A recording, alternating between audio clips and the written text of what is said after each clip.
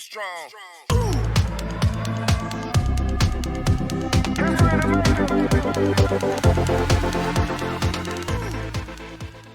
Okay, previous టాపిక్లో మనం దేని గురించి తెలుసుకున్నాము, ఎలక్ట్రిక్ ఐరన్ బాక్స్ గురించి తెలుసు. Next will go for the మామూలుగా హీటింగ్ అప్లయన్సెస్. ఇంతవరకు మనము జస్ట్ మామూలు హీటింగ్ యూజ్ చేసుకుని ఐదర్ మీ ఐరన్ బాక్స్ కావచ్చు లేదా మనము ఈ రూమ్ హీటర్ అన్నట్టు మాట్లాడుతున్నాం. Where as will go for the next వచ్చేసి మనం దేని గురించి మళ్ళీ కుకింగ్ దగ్గర మనం ఉపయోగించుకునే టైప్ అనేది ఏ టైప్ అనే మెటీరియల్స్ అనేది ఉపయోగించుకుంటున్నాం అనేది కూడా మనం ఒకసారి చూసుకుందాం. సరే, next will go for the మామూలుగా కుకింగ్ సెక్షన్లో ఉపయోగించే టైప్ ఎలాంటి టైప్స్ అనేది హీటింగ్ అప్లయన్సెస్ ఉపయోగించుకుంటాం అంటే మామూలుగా హాట్ ప్లేట్ ఒకటి ఉంటుంది, అట్ సేమ్ టైమ్ మనకి కాయిల్ టైప్ ఎలక్ట్రిక్ స్టవ్ అనేది కూడా ఉంటుంది. మామూలు మనకి రీసెంట్గా వచ్చిన దాంట్లో మనకి ఏంటంటే ఇండక్షన్ కుక్కర్స్ అని చెప్పేసి లేదా ఇండక్షన్ ఇది వచ్చే స్టవ్స్ అనేది వచ్చేది. వేరే మనకి ఇండక్షన్ స్టవ్స్ కంటే ముందు మనకి ఈ coil type electric cooker stove అనేది ఉండేది. ఓకే, స్టవ్ అనేది ఉండేది. At same time hot plate అనేది కూడా మనకి ఉంది. హాట్ ప్లేట్ కూడా మనం దేనికి ఉపయోగించుకుంటాం అంటే జస్ట్ ఫర్ కుకింగ్ పర్పస్ కోసమే. కాకపోతే ఒక్కొక్క మెటీరియల్ ఒక్కొక్క దానికోసము మనం చేసుకోవచ్చు. ఇక్కడ ఏమైనా చూడండి, సింగిల్ హాట్ ప్లేట్ ఉంది, డబుల్ హాట్ ప్లేట్ ఉంది. వేరే మనకి కాయిల్ టైప్ దాంట్లో ఓన్లీ సింగిల్గా ఒకటే స్టవ్ ఉంటుంది. మనకి ఎప్పుడైనా సరే సింగిల్గా ఒకటే స్టవ్ ఉంటుంది. అట్ సేమ్ టైం డిజైనింగ్ వచ్చేసరికి కూడా మనకి కొంత తేడా ఉంటుంది. వేరే మనకి ఏంది ఇక్కడ మనకి హీటింగ్ ఎలిమెంట్ ఎగ్జాంపుల్గా తీసుకుంటే coil type, first will go for the coil type దాని గురించి తెలుసుకుని దాని తర్వాత హాట్ ప్లేట్ గురించి మాట్లాడుకుందాం. ఓకే, ఫస్ట్ ఏముంది కాయిల్ టైప్ ఎలక్ట్రిక్ ఐరన్ దాంట్లో కూడా మన ఎలక్ట్రిక్ స్టవ్లో కూడా మనకి దేని మీద డిపెండ్ అయి ఉంటుంది అంటే వర్కింగ్ ప్రిన్సిపల్ దేని మీద డిపెండ్ అయ్యి ఉంటుంది అకార్డింగ్ టు లాస్ ప్రకారమే. అంటే heating effect of electric current దాని మీదనే మనకి డిజైన్ అయ్యి ఉంటుంది. Okay, heating effect of electric current అనేది దాని మీద డిజైన్ అయ్యి ఉంటుంది. మనకి ఎలక్ట్రిక్ స్టవ్ తీసుకుంటే ఎలక్ట్రిక్ స్టవ్లో డిజైనింగ్ ప్రకారం తీసుకుంటే చాలా అంటే నథింగ్ బట్ స్టార్టింగ్ స్టేజ్లో వచ్చింది కాబట్టి స్టార్టింగ్లో మనం ఇది చేసుకున్నాం కాబట్టి సో మనకి దీని కన్స్ట్రక్షన్ తీసుకుంటే కూడా చాలా సింపుల్గానే ఉంటుంది. అదే మనకి ఏంది ఒక క్లే లేదా అంటే నథింగ్ బట్ మనకి పోర్సిలిన్ టైప్ అనేది దొరుకుతుంది. ఓకే ఓకే మనకి ఏంది ఎలక్ట్రిక్ స్టవ్ దాంట్లో మనకి ఏంది ఇక్కడ ఏమి ఎలా డిజైన్ చేసుకున్నాం అంటే అంతకుముందు దాంట్లో మనం ఇప్పుడు డైరెక్ట్ తీసుకుంటే కాయిల్ అనేది మనకి ఇక్కడ డైరెక్ట్గా మనం చూసుకోవచ్చు. At the same time replacing కూడా మనం డైరెక్ట్గా చేసుకోవచ్చు. మరి ఎలా చేసుకుంటాం అంటే ఇది మామూలుగా ఏంటంటే పోర్సిలిన్ అని చెప్పేసి ఒక మెటీరియల్, ఇన్సులేటింగ్ మెటీరియల్. దాంట్లో మనం ఒక పాయింట్స్ లాగా అంటే నథింగ్ బట్ ఒక వే లాగా చేసుకుని ఒక దగ్గర మనం ఏం చేస్తున్నాం ఇదంతా మనకి ఇక్కడ ఈ డార్క్ ఎలిమెంట్ కాకుండా మిగతా మొత్తం మనకి ఏంటి పోర్సిలిన్ ఇన్సులేటరే. ఈ పోర్సిలిన్ ఇన్సులేటర్లో మనం ఇట్లా చేసుకున్న తర్వాత అంటే నథింగ్ బట్ మనం డిజైన్ చేసుకున్న తర్వాత ఈ హీటింగ్ ఎలిమెంట్ని మనం ఇక్కడ పెట్టేస్తాము. హీటింగ్ ఎలిమెంట్ పెట్టేసి 2 పాయింట్స్ తీసుకుని టర్మినల్స్ తీసుకుని మనం ఏం చేస్తాము డైరెక్ట్గా పిన్స్ అనేది ఇస్తాం. ఈ పిన్స్ ఏంటి అంటే మనం ఇచ్చే సప్లై ఇవ్వాల్సిన పిన్స్ అనమాట, వేరాజ్ మనకి అట్ ద సేమ్ టైం మన హీటింగ్ ఎలిమెంట్ తయారు చేసేది దేంతో తయారు చేసుకుంటాము అంటే నిక్రోమ్తోనే తయారు నిక్రోమ్తోనే ఎందుకంటే చాలా వరకు మనకి ఏంటంటే అబండెంట్గా కూడా దొరుకుతుంది. At the same time cost of value కూడా నిక్రోమ్ది చాలా తక్కువ. మన హీటింగ్ ఎలిమెంట్స్లలో మనం బేసికల్గా 2 టైప్స్ అని చెప్పి ఒకటేమో కాంతాలు అని చెప్పుకున్నాం, ఇంకోటేమో నిక్రోమ్ అని చెప్పుకున్నాం. నిక్రోమ్ అనేది మనకి తొందరగా దొరుకుతుంది. అట్ సేమ్ టైం దాని కాస్ట్ కూడా మనకి కొంచెం తక్కువనే ఉంటుంది కంపేర్ టు కాంతాలు. ఓకే, సో మనం ఎప్పుడైనా సరే హీటింగ్ ఎలిమెంట్ దేంతో తయారు చేసుకుంటే చాలా వరకు నిక్రోమ్తో తయారు చేసుకుంటాము. At the same time heating body కూడా ఒకటి ఉంటుంది. హీటింగ్ బాడీ మన పర్పస్ ఏంటి అంటే మన హీటింగ్ బాడీ ఒక డిజైన్ అంటే ఈ ఇన్సులేటింగ్ మెటీరియల్ ఇవన్నీ మొత్తం ఒక దాంట్లో పెట్టుకోవాలంటే ఆ టైప్ అదే ఆ హీటింగ్ బాడీ అంటే ఈ ఇన్సులేటర్ ప్లస్ ఇవన్నీ పెట్టుకునేదాన్ని ఆ బాడీని మనం హీటింగ్ బాడీ అని చెప్పుకోవాలి. ఇది మొత్తం మనకేంది ఐరన్తో లేదా స్టీల్తో తయారు చేసుకుంటారు. ఓకే, నెక్స్ట్ వచ్చేసి మనకేంది హ్యాండిల్. కామన్గా హ్యాండిల్ మనకి అంటే నథింగ్ బట్ ఆ స్టవ్ ఎత్తడానికి తీయడానికి ఓకే రీప్లేసింగ్ చేసుకోవడానికి దానికోసం. ఓకే, నెక్స్ట్ వచ్చేసి మనకి నిక్రోమ్తో తయారు చేసుకున్న వర్కింగ్ ఎలా చేసుకుంటామంటే ఎప్పుడైతే టర్మినల్ హౌసింగ్స్ ఇక్కడ చూడండి టర్మినల్ హౌసింగ్ దగ్గర మనము పిన్స్ అనేది ఉంటాయి. ఇక్కడ మనం కనెక్షన్ చేసి ఎప్పుడైతే మనం సప్లై అనేది ఇస్తామో ఈ పిన్స్ దగ్గర మనం సప్లై అనేది ఇస్తాము ఇక్కడ ఉన్న ఈ టర్మినల్స్ ద్వారా మనకి ఏమవుతుంది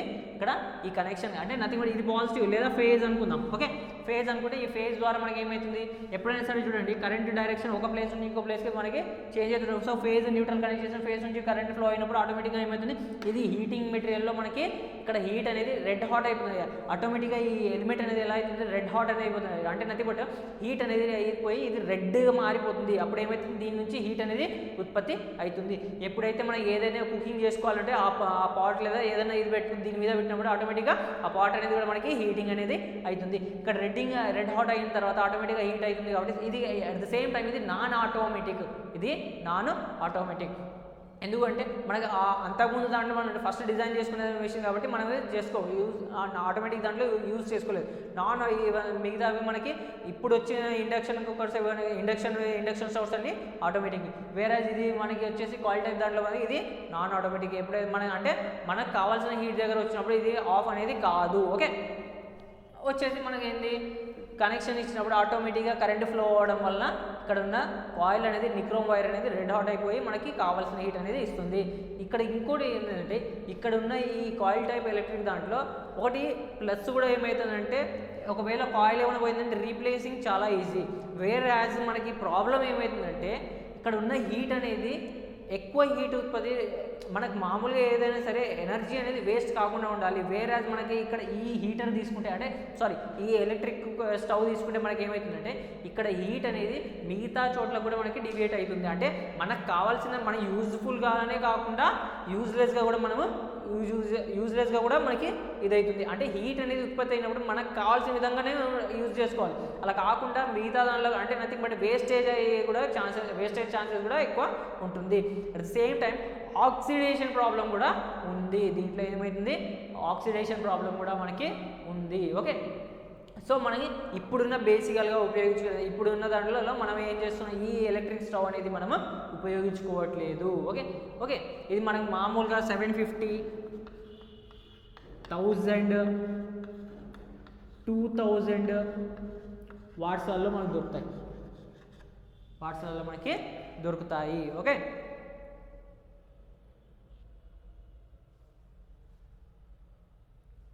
ఇది మనకి coil type electric stove. Next వచ్చేసి హాట్ ప్లేట్ గురించి మాట్లాడుకుందాం. Hot plate. Okay, hot plate ఏంది అంటే ఇది కూడా మనం కుకింగ్ పర్పస్ కోసమే ఉపయోగించుకుంటాము. ఇది కూడా మనము కుకింగ్ పర్పస్ కోసమే. అంటే నథింగ్ బట్ ఇక్కడ ఏమవుతుంది, ఇక్కడికి దీనికి కంపారిజన్ ఏముంది తీసుకుంటే ఇది డైరెక్ట్గా షార్ట్ సర్క్యూట్ అయ్యే ఛాన్సెస్ ఉంటాయి. వేరే దీనికి షార్ట్ సర్క్యూట్ అయ్యే ఛాన్సెస్ చాలా తక్కువ. అంటే ఎక్కడన్నా ఇది అయ్యిందంటే ఆటోమేటిక్గా ఇది ఏమవుతుంది అంటే మామూలుగా ఏంది ఆ పోర్స్లిన్ కంటే కిందనే మనకు ఉంటుంది, జస్ట్ ఆ హీటర్ మాత్రం ఉపయోగించు. వేరే ఇక్కడ తీసుకుంటే మనకి పోర్స్లిన్ మొత్తముగా మనకి ప్రొటెక్షన్ అనేది ఉంటుంది. వేరే ఇక్కడ మనకి ప్రొటెక్షన్ అనేది ఛాన్సెస్ చాలా తక్కువ. ఒకవేళ ఎక్కడన్నా లెడ్ అనేది బై మిస్టేక్ పైనకి వచ్చి చేసినా కూడా మనకి సపోజ్ మనకు పాట్స్ తీసుకుని మనకి ఏదైనా వంట చేసుకునేటప్పుడు ఆ మెటీరియల్ ఐరన్ ఆ టైప్ ఉంటే మనకు ఆటోమేటిక్గా కరెంట్ షాక్ వచ్చే ఛాన్సెస్ కూడా ఉంటాయి. సో మనము ఇక్కడ కంపేర్ చేసుకుంటే ఎలక్ట్రిక్ స్టవ్ అనేది ఇప్పుడున్న డిసడ్వాంటేజ్ ఏంటంటే మనకి అక్కడ కాయిల్ రీప్లేసింగ్ చేసుకోవచ్చు, కాకపోతే కొంత ఎలక్ట్రిక్ షాక్స్ వచ్చే ఛాన్సెస్ కూడా ఉంటాయి. తొందరగా ఇది అట్ ద సేమ్ టైం తొందరగా కూడా పాడైపోతుంది. ఆక్సిడేషన్ ప్రాబ్లం కూడా ఉంటుంది. ఓకే, నెక్స్ట్ వచ్చేసి హాట్ ప్లేట్ని ఎలా డిజైన్ చేసుకుంటాము అంటే హాట్ ప్లేట్ సేమ్ మనకి ఎలక్ట్రిక్ స్టవ్ దాంట్లోనే ఇది ఒక మోడర్న్ ఎక్విప్మెంట్ అన్నట్టు. అంటే దీనికంటే అడ్వాన్స్డ్ అన్నట్టు. దీని తర్వాత మనకి ఇదేంది కాబట్టి దీన్ని ఏమంటాం, అడ్వాన్స్డ్ అనే చెప్పుకుంటాం. ఈ హాట్ ప్లేట్ కూడా మనం ఎలా చేస్తుంది, దేంతో చేస్తుంది, సేమ్ మనకి హీటింగ్ ఎలిమెంట్. దీంట్లో కూడా మనకి సేమ్ ప్రతిదీ ఏదైనా హీటింగ్ అప్లయన్సెస్ దాంట్లో మనం ఉపయోగించేటువంటి మొత్తం మనకి ఏంది heating effect of electric current అనేది. సో మనకి దీంట్లో కూడా మనకి హీటింగ్ ఎలిమెంట్ వచ్చేసి మనకి ఏంది నిక్రోమే. హీటింగ్ ఎలిమెంట్ వచ్చేసి నిక్రోమ్. ఈ నిక్రోమ్ సరే మరి ఎలా డిజైన్ చేసుకుంటామంటే మామూలుగా నిక్రోమ్ వైర్ తీసుకొని మనకి ఏం చేస్తాం, ప్లాస్టర్ ఆఫ్ ప్యారిస్ మొత్తాన్ని దాని మీద మనం పెట్టేస్తాము. అంటే ఆ నిక్రోమ్ వైర్ మొత్తాన్ని ఆ ప్లాస్టర్ ఆఫ్ ప్యారిస్ లేదా ఫైర్ క్లేతో మనము మొత్తము కవర్ చేస్తాం. ఆ కవర్ చేసిన తర్వాత ఈ పైన మనం ఏం చేస్తాం, స్టీల్ ప్లేట్ అనేది పెట్టేసుకుంటాము.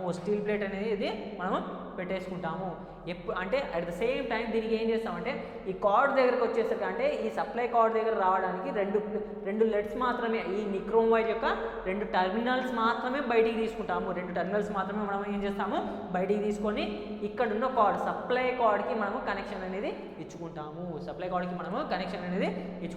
ఓకే, ఈ స్టీల్ అంటే ఈ స్టీల్ ప్లేట్ ఇక్కడ ఉండడం వల్ల అంటే నథింగ్ బట్ ఇక్కడ ఇంకోటి కూడా ఏమవుతుంది, ఇక్కడ మనకి ఎలక్ట్రిక్ షాక్ ఛాన్సెస్ ఉంటాయి, వేరే ఇక్కడ మనం తీసుకుంటే షాక్ ఛాన్సెస్ ఉండవు. ఎందుకు రీజన్ ఏంటంటే insulating material plaster of Paris అన్నా లేదా ఫైర్ క్లే అనేది ఉపయోగించుకుంటాం కదా.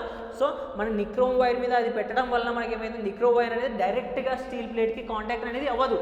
జస్ట్ ఏదైతే హీట్ అనేది ఉత్పత్తి అవుతుందో అది త్రో ప్లాస్టర్ ఆఫ్ ప్యారిస్ నుంచి మనకి ఇక్కడ స్టీల్ ప్లేట్ అనేది అంటే వచ్చేస్తుంది. ఓకే, స్టీల్ ప్లేట్ దగ్గరికి వచ్చేస్తుంది.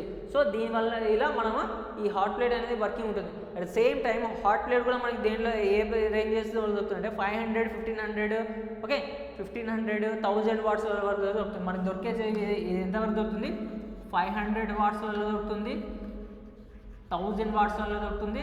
At the same time 1500 watts వల్ల కూడా మనకి దొరుకుతుంది. 1500 వాట్స్ వల్ల కూడా మనకి దొరుకుతుంది. దేంట్లో పెడతాము, ఈ ప్లాస్టర్ ఆఫ్ ప్యారిస్ అనేది మనకి మామూలుగా ఐడల్స్ తయారు చేసుకోవడానికి ఉపయోగించుకున్నాం. వేరే మనకి వినాయక చవితి ఆ టైంలలో మనం ఐడల్స్ తయారు చేసుకుంటాం కదా, ఆ ఐడల్స్ తయారు చేసేటప్పుడు మనం ఈ ప్లాస్టర్ ఆఫ్ ప్యారిస్ అనేది ఉపయోగించుకుంటాము. ఆరు ఫైర్ క్లే. ఓకే, ఫైర్ క్లేలో మనం పెట్టేసి దాన్ని హాట్ చేసినప్పుడు ఆటోమేటిక్గా ఏమవుతుంది, దానిపైన మొత్తము ప్లేట్ అంటే ఈ నిక్రోమ్ వైర్ తీసుకొని దాని మీద ఇవన్నీ పెట్టేసి మొత్తం హాట్ చేసినప్పుడు ఆటోమేటిక్ ఆ 2 వైర్స్ మాత్రమే బయట ఉంటుంది, మిగతా మొత్తం దాని మీద పేస్ట్ అయిపోయి ఉంటుంది. ఆ వైర్ మీద మనకి ఏమైంది, పేస్ట్ అయిపోయి ఉంటుంది. దానివల్ల మనకి ఇది అట్ ద సేమ్ టైం దీంట్లో మనకి 3 స్టేజెస్ అంటే 3 స్టేజెస్ ఉంటాయి. అంటే హాట్ ప్లేట్ అనేది మనకి మామూలుగా ఎప్పుడైనా సరే సిమ్ అవన్నీ పెట్టుకున్నాం, ఎప్పుడైనా హీటింగ్ అట్లా చేసుకునేటప్పుడు గ్యాస్ స్టవ్ యూజ్ చేసుకునేటప్పుడు మనకి ఏం చేస్తామంటే సిమ్ పెట్టుకోవడం లేదా మరి ఎక్కువ హాట్ ఇది చేసుకోవడం ఉంటుంది కదా, ఎక్కువ లార్జ్ తీసుకోవడం అట్లా ఉంటుంది. సేమ్ అలానే దీంట్లో కూడా మనకి 3 స్టేజెస్ ఉంటాయి. అంటే నథింగ్ బట్ 3 నాబ్స్ అంటే 3 ప్లేసెస్ వరకే ఉంటుంది. ఆ 3 ప్లేసెస్ వరకు మాత్రమే ఇక్కడ ఉపయోగించుకుంటాము. సో ఇది మన హాట్ ప్లేట్. ఓకే, మనకి మామూలుగా అట్ ద సేమ్ టైమ్ మనకి టెస్టింగ్ తీసుకుంటే కూడా సేమ్ ఎలక్ట్రిక్ ఐరన్ ఏదైతే open circuit, short circuit, earth leakage test చేసామో సేమ్ ప్రకారము దీనిలో కూడా మనము చేసుకోవచ్చు. Either it maybe electric oil type electric stove కన్నా కానీ, either it maybe hot plate కన్నా కానీ. ఓకే,